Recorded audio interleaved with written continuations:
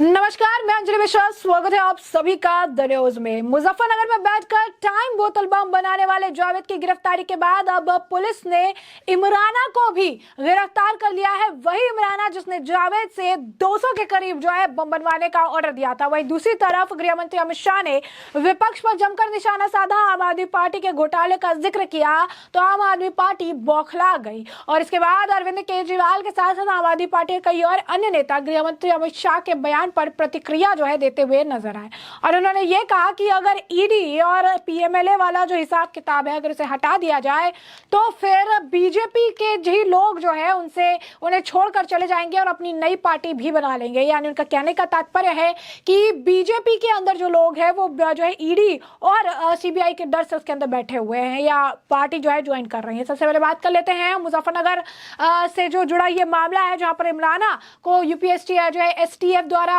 गिरफ्तार किया गया है। तो ऐसे में हम आपको बता दें कि मुजफ्फरनगर में बैठकर टाइम बोतल बम बनाने वाले जावेद की गिरफ्तारी के बाद पुलिस को जिस इमराना की तलाश थी वो इमराना यूपीएटी जो है एसटीएफ द्वारा पकड़ ली गई है।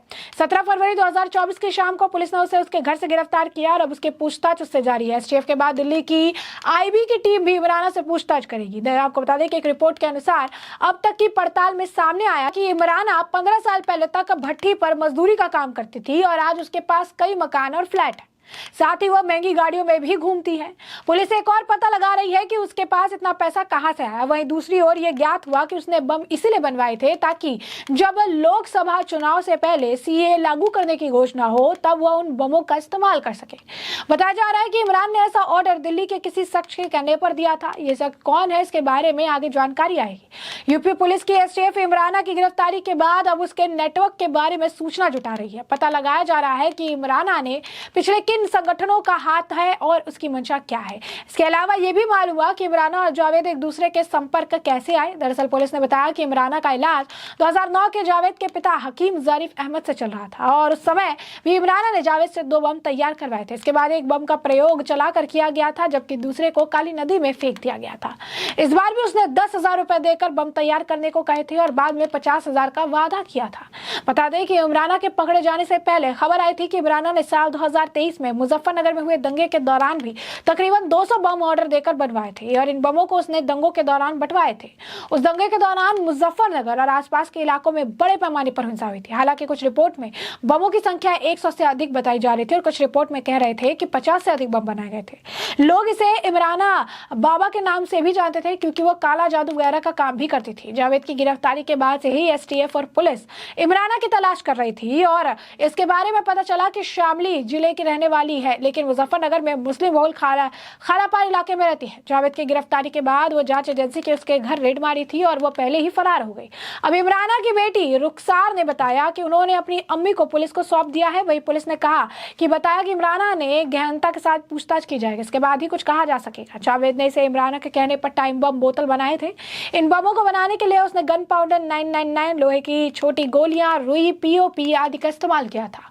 उसने डॉक्टरों से ग्लूकोज की बोतलें और साइकिल की दुकानों से आयरन की गोलियां और घड़ी की दुकानों से घड़ी की मशीनें जो है खरीदी थी। तो आप समझिए कितना खतरनाक ये पूरा चैनल था जिसके तहत जो ये काम कर रहे थे। वहीं अब जैसा कि हमने आपको बताया कि इस मामले पर जो है प्रतिक्रिया देखने के लिए मिली है। तो दरअसल गृह मंत्री अमित शाह ने एक जनसभा को संबोधित करते हुए उन्होंने कहा था कि आज का सारा इनका जो नेतृत्व है ये पूरी तरीके से एजेंसियों से दूर भाग रहा है। उन्होंने कहा था कि आम आदमी पार्टी ने शराब घोटाला, मोहल्ला क्लिनिक घोटाला और पता नहीं कितने घोटाले किए। उन्होंने लोगों ने मेडिकल टेस्ट कराने से भी घोटाला किया। इसी वजह से आज इनका सारा नेतृत्व कोर्ट और एजेंसियों से दूर भाग रहा है। इस देश के राष्ट्रीय एक जनजातीय परिवार से आती है। प्रधानमंत्री मोदी और भाजपा एक गरीब आदिवासी बेटी को महामहिम बनाकर भी सभी जनजातियों का सम्मान किया और इस देश का उपराष्ट्रपति एक किसान का बेटा है। भाजपा में बूथ का काम करने वाला एक व्यक्ति देश का राष्ट्रपति बन सकता है और प्रधानमंत्री भी बन सकता है, लेकिन इनके यहाँ कल्चर नहीं है। भाइयों और बहनों, ये कांग्रेस पार्टी और इंडिया अलायंस वाले, ये कांग्रेस पार्टी और इंडिया अलायंस वाले हम पर आरोप लगाते हैं कि भारतीय जनता पार्टी अस्थिरता फैलाती। मैं तो ज्यादा जवाब नहीं देता, मगर चुनाव का समय आया है, जनता के सामने सच रखना चाहिए।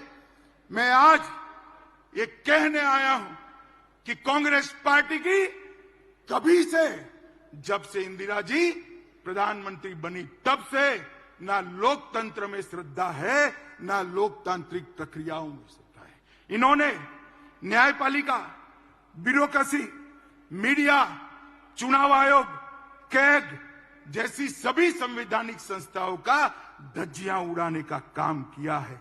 इमरजेंसी ये आपकी ही देन थी साहब, आप भूल जाते हो। पूरे देश को जेल खाना बनाकर रख लिया था, पूरा विपक्ष जेल के अंदर बंद था। और आर्टिकल 356 सरकारें तोड़ने का जो रिकॉर्ड, आज से मैं बहुत सोच समझकर मेरा स्टेटमेंट करता हूं, आज से 100 साल बाद भी कांग्रेस पार्टी का रिकॉर्ड कोई तोड़ नहीं पाएगा, इतनी सरकारें आपने गिराई। मित्रों, कांग्रेस पार्टी ने 90 बार आर्टिकल 356 का प्रयोग किया, 50 बार अकेली इंदिरा गांधी जी ने किया। 40 क्षेत्रीय दलों की सरकार एक कांग्रेस पार्टी ने गिराई। 3 केंद्र की सरकार, चौधरी चरण सिंह, चंद्रशेखर जी, देवगौड़ा जी और गुजराल, ये 4 सरकारों को गिराने का काम भी कांग्रेस पार्टी ने किया है। और मित्रों, ये हमें कहते हैं जुडिशरी कोई फैसला देगी, न्याय करेगी, तो इस पर टिप्पणियां कर कर जुडिशरी को डराते हैं। मैं कांग्रेस पार्टी को याद कराता हूं, 1973 में 3 वरिष्ठ जजों को कुदाकर जस्टिस सेलत, जस्टिस ग्रोवर और जस्टिस हेगड़े को कुदाकर आपने एएन रे को सर्वोच्च न्यायाधीश बनाया, क्योंकि आप रायबरेली का फैसला आपके खिलाफ आ गया था। मित्रों, हमने कभी जुडिशरी के खिलाफ इस प्रकार के षड्यंत्र नहीं किए। मित्रों, कांग्रेस पार्टी इस देश में अस्थिरता की जनक है, और स्थिरता अगर कोई दे सकता है तो केवल और केवल भारतीय जनता पार्टी दे सकती है। मित्रों, अभी अभी देश में हम चुनाव में जा रहे हैं, हिंसा कहां होती? मैं आज देश के मीडिया को भी कहना चाहता हूं, हिंसा की बात आप करते हैं, कौन से राज्यों में चुनावी हिंसा होती है? कौन से राज्य में पॉलिटिकल हिंसा होती है? मैं आज देश की जनता को गिनाना चाहता हूं। केरल, हमारे 100 से ज्यादा कार्यकर्ता शहीद हो गए, 300 से ज्यादा कार्यकर्ता अपाहिज हो गए। किसका शासन है? इंडिया अलायंस का शासन है। बंगाल, सैकड़ों कार्यकर्ता मौत के घाट उतार दिए गए। हमेशा चुनाव में धांधली, गपलेबाजी और हिंसा होती रही। किसका वहां राज है? ममता दीदी का राज है, इंडिया अलायंस का राज है। बिहार में भी जंगल राज था, तब 100-100 किलोमीटर दूर मतपेटियां मिलती थी। किसका राज था? इंडिया अलायंस का राज था। यूपी में भी चुनाव का रेगिंग होता था। हमारी सरकारों में कभी रेगिंग नहीं हुआ। किसकी सरकार थी? आपकी सरकार थी। मित्रों, आज भारतीय जनता पार्टी के हजारों कार्यकर्ता हिंसा की भेंट चढ़े। कईयों ने तो जान गंवाई, कई अपाहिज हो गए, कईयों के घर जल गए। हम तो हिंसा के भुक्तभोगी है। हिंसा फैलाने वाला गठबंधन अगर कोई है तो एक घमंडिया गठबंधन है, इंडिया अलायंस है। वही गृह मंत्री अमित शाह के बयान के बाद अब अरविंद केजरीवाल का भी रिएक्शन देखने के लिए मिला। अरविंद केजरीवाल एक जगह बैठे हुए थे, वहां पर बातचीत के दौरान वो कहते नजर आए कि ईडी और पीएमएलए का सेशन खत्म कर दे तो आधी बीजेपी चली जाएगी पार्टी छोड़कर, वसुंधरा और शिवराज अपनी नई पार्टी बना लेंगे। यही नहीं, आपको बता दें कि आम आदमी पार्टी की जो नेता स्पोक पर्सन जो है प्रियंका कक्कड़, उनका भी बयान सामने आया। प्रियंका कक्कड़ क्या कुछ कह रही है, सुनिए सर। अरविंद केजरीवाल जी के पीछे ईडी, सीबीआई, इनकम टैक्स, हर तरह की एजेंसी लगा दी। हमारे सब नेताओं के घर में रेड हो गई, पर आज तक एक चवन्नी की रिकवरी नहीं हुई। और अगर हम करप्ट होते तो भाजपा में शामिल होकर साफ हो जाते।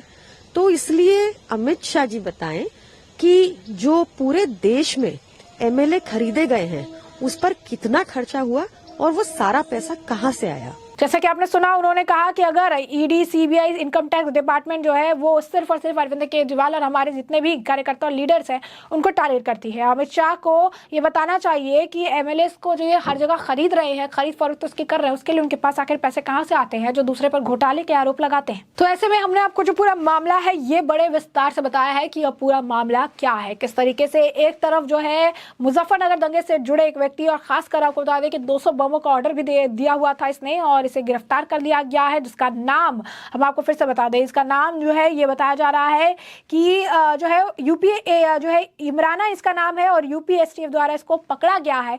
200 बम जो है बनाने के, टाइम बम बनाने के ऑर्डर दिए हुए थे, और अब इस मामले को लेकर आईबीपी से पूछताछ कर रही है, एसटीएफ की टीम भी इनसे पूछताछ करती हुई नजर आ रही है। वहीं दूसरी तरफ आपने बताया कि किस तरीके से गृह मंत्री अमित शाह द्वारा दिए गए बयान से पूरी आम आदमी पार्टी बौखला गई, और अब आम आदमी पार्टी के नेतृत्व के जो नेता हैं, जो उनके कार्यकर्ता हैं, वो अब इस मामले पर बयानबाजी कर रही है। जैसे कि आपने प्रियंका कक्कड़ के बयान को सुना है, जहां पर वो गृह मंत्री अमित शाह से भी ये कह रही है कि खरीद फरोख्त जो विधायकों के कर रहे हैं, इसके पीछे क्या कारण है, और इसके पीछे जो पैसे लग रहे हैं, आखिर इतने पैसे इनके पास कहां से आ रहे हैं।